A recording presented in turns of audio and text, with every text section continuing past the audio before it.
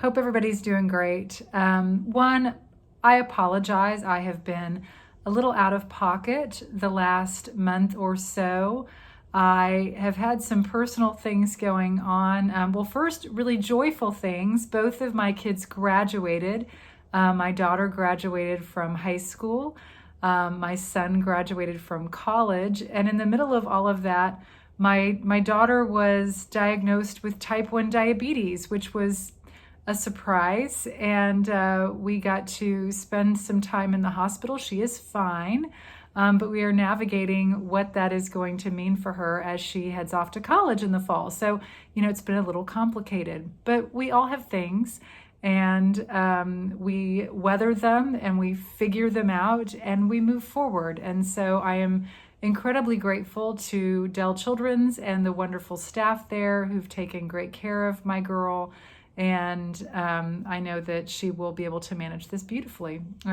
So anyway, I regret not being as in touch with some of you as I have been in the past. And for those of you, my wonderful clients who have been so wonderful and kind during this time, thank you. So I wanted to chat with you a little bit about the settlement regarding the commission's lawsuit and what that's going to mean. There will be changes in August that are coming. And so, for my clients, it won't affect us a whole lot because I've always presented you with a buyer's representation document. We've always walked through what would happen if the seller or a for sale by owner or whomever didn't offer a cooperative commission and how that would work. But now it's going to be a few more steps for us, and I thought you might like some insight.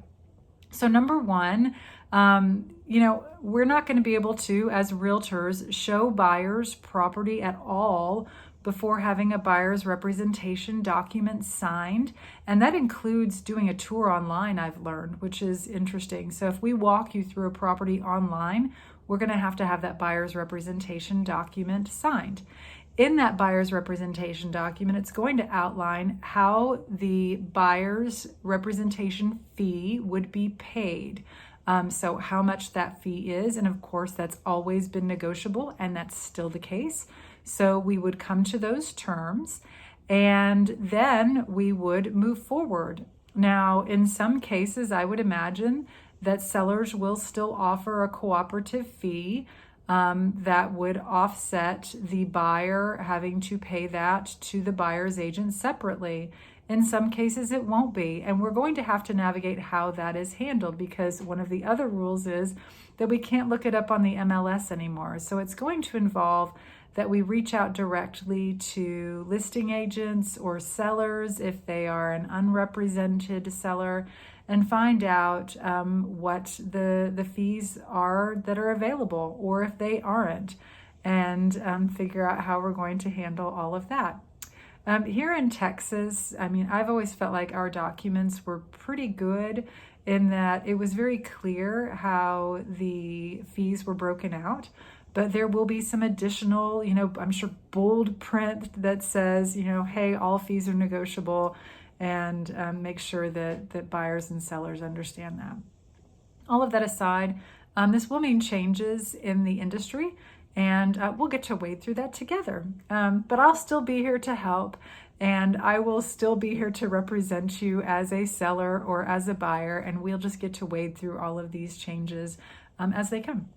If you ever have any questions at all about that or anything real estate related, please do let me know. I will say that it's been a pretty active season. I was very busy over the last 90 days. I am seeing a little bit of a lull right now. Part of that has to do with people going on summer vacations, getting out of school, getting into the throes of summer. I also know that people have been watching the inflation and interest rate numbers very closely and seeing what's going to happen there. And of course, election years are always exciting. So y'all have a great rest of your week. You know how to find me. You can text me, you can email me, you can call me, you can stop in and say hi. All right, y'all take care.